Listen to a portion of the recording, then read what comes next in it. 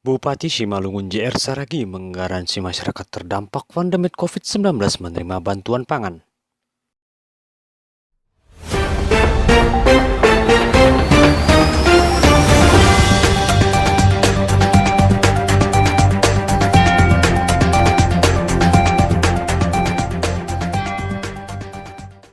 Juga dalam keadaan capek karena saya lihat juga sama-sama kita capek juga, wajah beliau juga sudah capek sekali. Tapi mumpung Bapak hadir di sini karena momen seperti ini jarang.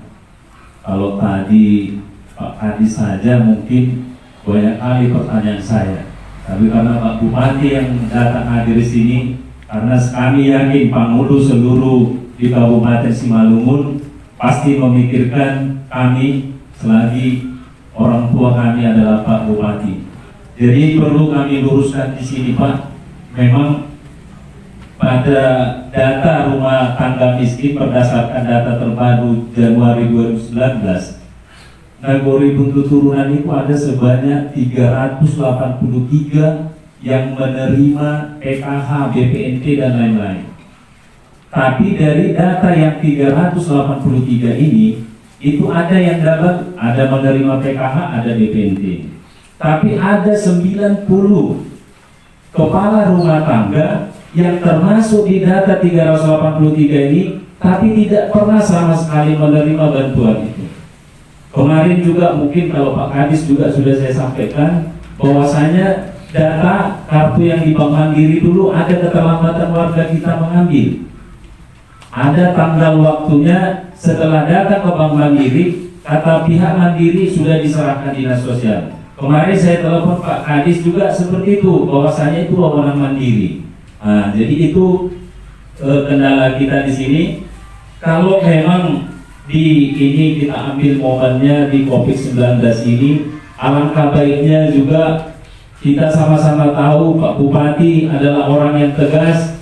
Kita minta juga kepada dinas sosial, mungkin ini adalah pelajaran bagi kita ulang semua datanya. Kalau 383 ini ke depannya tetap kotanya seperti ini untuk Buntut Turunan, selesai permasalahan. Tapi kami tidak bisa wewenang Pamulu. Kami hanya diberikan contoh, ini tandain Pak Pamulu, ini sudah meninggal, apa udah kaya, tapi tidak ada wewenangnya untuk mengganti si A jadi si B yang jadi miskin. Itulah kendala kami selama ini. Kalau digabung 383, kami dana desa ada, kami akan salurkan BLT dana desa 102. Dari Kemensos kantor pos nanti sekitar 83. Dari Bank Mandiri ada 5, Bank BRI ada 5. Jadi kalau ini clear semua, apalagi ditambah dari kabupaten sama provinsi sebesar, kalau data saya lihat itu 78.000 tambah 75.000. Contohnya paket, sudah selesai permasalahan. Jadi itu harapan saya, karena paket sembako ini mungkin nanti beliau juga Bapak sudah datang sini, kami yakin juga pasti warga kami khususnya di Dapil 5 terlebih di Buntut Turunan akan senang menerima berita ini, karena memang data-data kami sudah kami siapkan untuk agar kiranya dapat realisasi. Tapi paling intinya adalah hal positif yang kita ambil COVID-19 ini adalah alangkah baiknya dinas sosial juga kalau memang seperti ini datanya. Kalau dari Buntut Turunan saja menolak, kurang bagusnya se-Indonesia. Tapi kabupaten menolak data ini mungkin bisa. Karena kita lihat di TV, wewenang tidak ada dikasih kepada kepala desa, tapi beban itu pasti milik kepala desa. Mungkin itu yang bisa saya sampaikan. Yang saya tanyakan Pak, mohon jawaban pasti tentang kartu yang masih di tangan Bank Mandiri.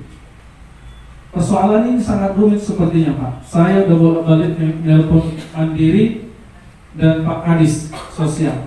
Itu yang pertama. Yang kedua Pak, contoh di Nagori Gastonga ini, setelah kami jumpa semua penerima bantuan BRI, BNI, PKH, BPNT, PKH, Bantuan Pemkab, dana desa dan kantor pos, belum yang lain lagi Pak. Itu sudah di posisi 793 dari 820 kakak. Tinggal 27 kakak lagi yang Pak yang belum mendapat. Tetapi ini data yang masih sebagian double. Jadi kalau posisi yang benar dari data itu adalah 92 kakak lagi. Karena sebagian data adalah double, Pak. Jadi pertanyaan dalam hal ini, Pak, apakah kami boleh mengganti nama-nama penerima double ini kepada orang yang tidak menerima dengan format bagaimana? Itu yang kedua, Pak. Yang ketiga, apakah kami diperbolehkan? Karena kami dengar bahwa penerima bantuan untuk saat ini endingnya adalah orang yang tidak mampu dulu. Nah, pertanyaan saya yang terakhir, Pak, apakah kami diperbolehkan memberikan pemerataan bantuan dengan catatan apabila kami Nagori menerima bantuan setelah dari bantuan tunai, ya, contohnya ada lebih sembako. Apakah kami bisa, Pak, memberikan itu kepada masyarakat yang kita anggap mampu, kaya, PNS, perangkat desa? Demikian, Pak. Terima kasih. Tanah Jawa ada 20 nagori dan 19 nagori dan 1 kelurahan. Yang menjadi pertanyaan kami, Pak, setelah menelusuri data seluruh bantuan yang sekarang sedang bergerak di lapangan, mulai dari kantor pos, Bank BRI, kemudian bantuan dari Pemkab Simalungun, kemudian PKH dan BPNT. Ada beberapa nagori, Pak, yang kami sudah tandai di sini. Ada sekitar 1, 2, 3, 4, 5, 6, 7, 8 nagori, Pak. Kami perkirakan surplus bantuan. Sementara ada beberapa nagori kami itu masih jauh kurang bantuannya, Pak. Kalau berdasarkan dari kenyataan di lapangan, Pak, untuk bantuan tunai dia dikirimkan kepada rekening, sehingga tidak mungkin ada pengalihan. Tapi untuk sembako, saya rasa bisa dialihkan ke nagori yang belum tercukupi. Seperti contoh untuk nagori Panambayan Marganji dengan jumlah kakak 354, bahwa paket bantuan di sana sudah 483, maka akan ada kelebihan 129 paket.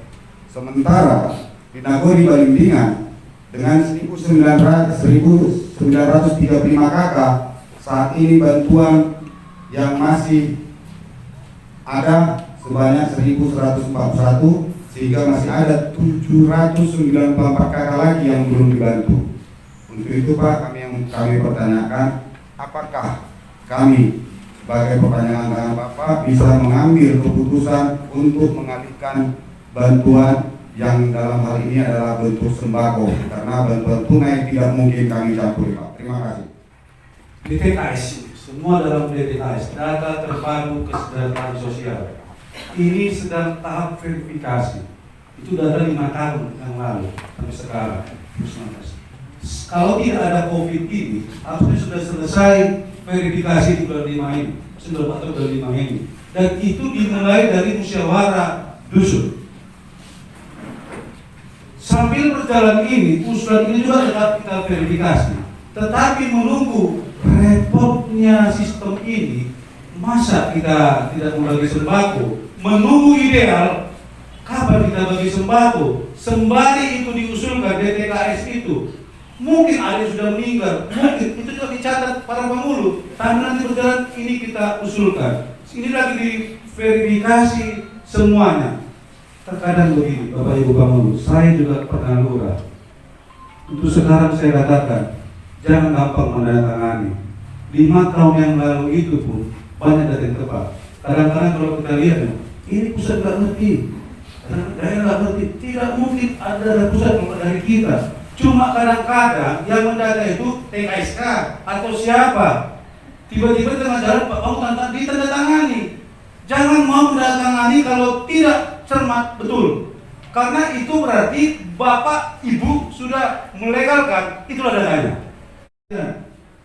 Jangan dilakukan itu. Yang usul provinsi, usul kementerian, masukkan lagi. Pak Bupati sudah mengambil kebijakan, ini semua dikasih sembako. Kalau tiba-tiba hari ini dikasih sembakonya, besok datang bantuan kementerian, Jangan iri lah, itu rezeki dia namanya. Itu rezeki dia namanya. Gak apa-apa, ini daripada menunggu itu lebaran nanti nggak dapat sembako juga. Setuju? Gak mungkin Bapak Ibu transfer. Benar kan? Begitulah pikiran kita. Ternyata memang sulit uang itu di pusat, di daerah.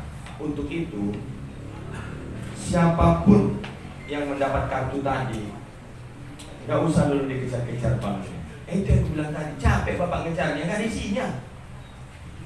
Nah, untuk itu catat aja, udah kita kasih sembako. Itulah yang saya bilang tadi. Ini kan ada 3 kali pemberian bantuan ini. Sekali, 2 kali. Nah, ini bulan pertama ini udah kita sisir dulu aja. Kayak tadi kurang 90, udah kasih. Sisir dulu semua. Bagi yang double tadi, sekarang biarkan aja. Biarkan. Tapi Bapak, Ibu, Panggulu buat surat supaya kita surati kementerian. Mudah-mudahan bulan depan orang itu nggak dapat. Kenapa? Udah 2 kali dia terima. Itulah cross check data tadi. Tapi untuk memberhentikan kita nggak punya hak. Itu hak kementerian. Paham Bapak Ibu? Maka buat suratnya. Itulah sebenarnya fungsinya, termasuk Babin Kamtibmas, para babinsa. Mereka juga membuat analisa. Pak Kapolsek ya, tolong yang itu, Pak Nadramin nanti sampaikan. Sampaikan si A ini mendapat, kirim surat ke saya. Makanya di gugus ini ketuanya saya, wakilnya Dandim dan Kapolres. Memang itulah aturannya. Kenapa? Supaya bisa membantu gugus tugas ini. Yang mengatakan sendiri, besok Bapak nggak tegurnya lagi. Benar kan? Jangan sampai konslet di desa itu. Itulah kembali kan, karena aku nggak milih dia, aku dapat 2.000 kali gitu. Jangan sampai konslet di desa itu. Ada Pak Polisi, ada TNI. Coba dikasih tahu yang 2 tadi, mereka wajib menyurati ke saya. Loh, bukan haknya. Nah, kalau dia dapat 2, itu kan salah penginputan, makanya kita cross check. Nah, untuk itu saya minta itulah, jangan kita saling memalukan, tapi kita butuh datanya. Nah, untuk ini tadi saya yang menarik yang lebih tadi, itu saya menarik. Kalau yang kurang saya tambahin. Berita terkini dari Kabupaten Simalungun.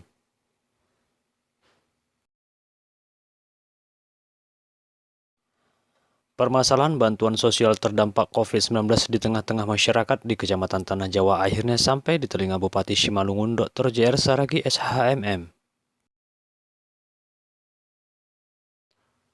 Menyikapi laporan tersebut, Bupati Simalungun menggelar rapat koordinasi pada Senin 18 Mei 2020 di Harungguan Kecamatan Tanah Jawa. Hadir pada rapat koordinasi tersebut Bupati Simalungun JR Saragi, Sekretaris Daerah Miknon Andreas Simamora, pimpinan OPD, Camat, Kapolsek, dan Ramil, serta Kepala Desa. Dalam rapat yang digelar mulai pukul 14 waktu Indonesia bagian Barat, membahas kesemerautan data bantuan sosial yang disinyalir tumpang tindih seperti bantuan sosial program Keluarga Harapan atau PKH, kartu sembako, kartu prakerja, pembebasan tarif listrik, bantuan khusus bahan pokok dari pemerintah pusat, Pemprov Kabupaten, dan Nagori dari dana desa. Bupati JR Saragi menegaskan bahwa keseluruhan warga yang terdampak COVID-19 tanpa harus memilah-milah dan tidak harus memiliki KTP, semua harus mendapat bantuan pangan. Tidak ada pengecualian apabila warga tersebut sudah lama menetap di Simalungun harus dapat bantuan pangan. Dan JR Saragi menggaransikan hal tersebut. Dari 25.000 paket dan daftar yang sudah masuk, Kamis harus sudah disalurkan, ungkap Bupati Simalungun. Seluruh kepala desa di Kabupaten Simalungun ini semua bertemu dengan kita.